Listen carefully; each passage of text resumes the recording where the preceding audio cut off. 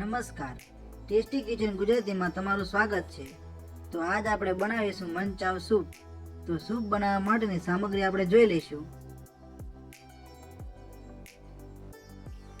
જેમાં કોબી ખમણી લીધેલી છે અને 2 પીસ મરચાં છે જેને 4 કટકા કરી લીધા છે અને આ તપકીર પાવડર છે, આ લીલી ડુંગળી છે, આ લીલું લસણ છે, આ લીલી ડુંગળીના કાંદા છે, આ આદુ લસણની પેસ્ટ છે, આ મરી પાવડર છે, આ લીલા ધાણા છે, આ તેલ છે, આ રેડ ચીલી સોસ છે, આ સોયા સોસ છે, આ ટમેટો સોસ છે, આ મીઠું છે।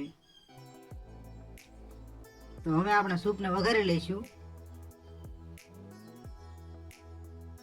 તો વઘારવા માટે આપણે ગેસ ચાલુ કરી લઈશું અને આવી રીતના લોહી લઈ લઈશું,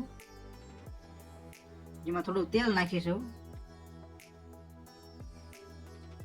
તેલને ગરમ થવા દઈશું।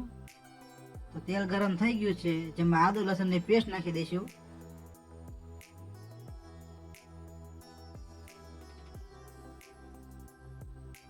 આદુ લસણની પેસ્ટને થોડીક સાતળી દઈશું।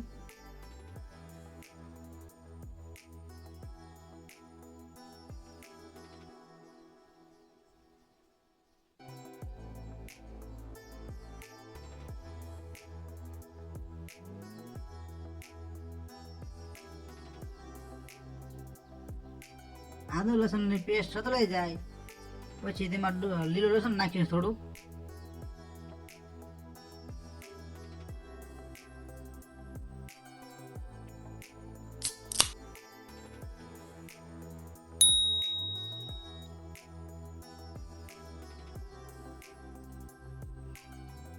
પછી તેમાં લીલા ડુંગળીના કાંદા નાખી દઈશું કાપેલા। પછી આ મરચાં નાખી દઈશું। આ બધી વસ્તુને થોડું સાતળી લઈશું।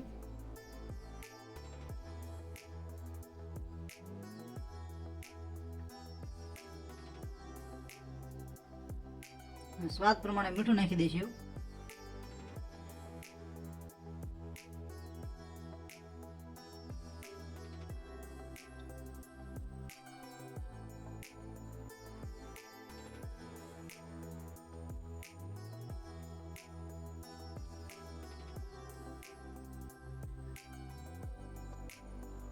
બરોબર સતળાઈ જાય પછી તેમાં 2 થી 3 ગ્લાસ પાણી નાખી દેવાનું છે।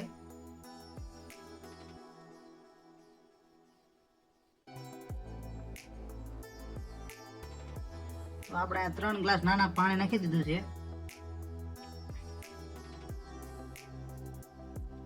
પાણી બરોબર ગરમ થઈ જાય પછી તેમાં કોબી નાખી દઈશું। આ કોબી ખમણી લઈ છે।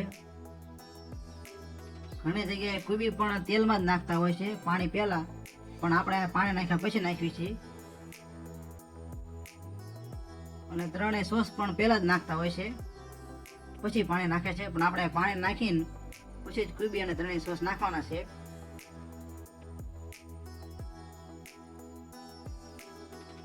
તો હવે તેમાં ટમેટો સોસ નાખી દઈશું। પછી સોયા સોસ નાખી દઈશું।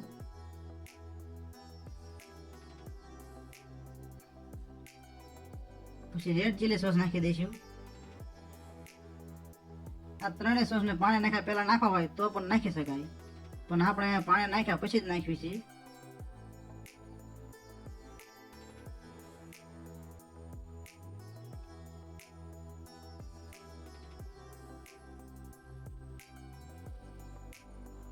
તો આ સૂપને બરોબર ઉકાળી લઈશું। સૂપ ઉકળી ગયું પછી તેમાં લીલી ડુંગળીના પાંદડા નાખી દઈશું, જે આપણે આવી રીતના કટ કરી લીધેલા છે। પછી આ લસણ નાખી દઈશું લીલું।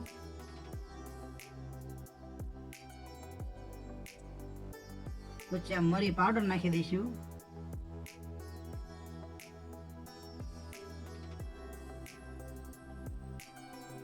સૂપને સારી રીતે હલાવી લઈશું।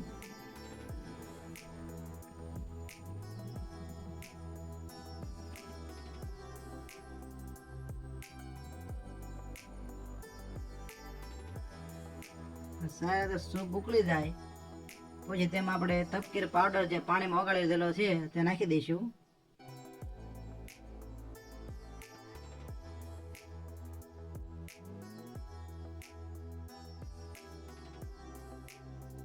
અને હવે એકવાર સારી રીતે હલાવી લઈશું. આપણું સૂપ એકદમ જાડું થઈ જાય ત્યાં સુધી હલાવતું રહેવાનું છે.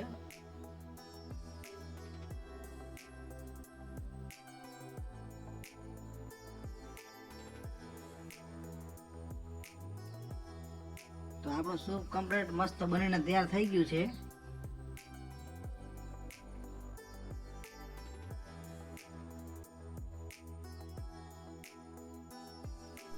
ઉપરથી થોડાક લીલા ધાણા નાખી દઈશું. તો તૈયાર છે આપણું મનચાવ સૂપ. તો તમને અમારો સૂપનો વિડીયો કેવો લાગ્યો? જો સૂપનો વિડીયો પસંદ આવ્યો હોય તો એક લાઈક કરજો અને આવી અવનવી રેસીપી જોવા માટે અમારી ચેનલ સબસ્ક્રાઈબ કરજો. વિડીયોને પૂરેપૂરો જોવા માટે તમારો ખૂબ ખૂબ આભાર.